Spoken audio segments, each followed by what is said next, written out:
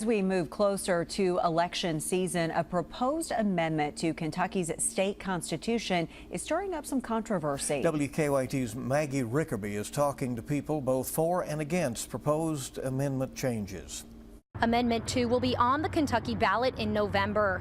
If it's approved, it would allow lawmakers to divert tax dollars to schools that aren't within the public school system. This has caused controversy among school staff and parents.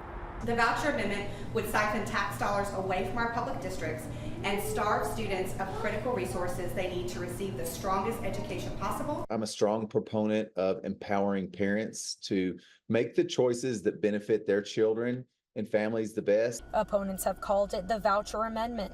Members of Protect Our Schools Kentucky say tax dollars should be used for public school resources. Public funds are to support students in our public schools. Vote no on Amendment 2.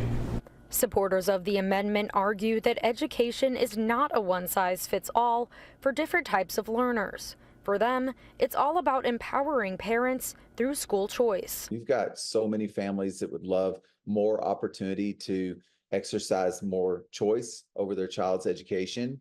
It's up to the community to vote on Amendment 2 coming this November. In Lexington, Maggie Rickerby, WKYT.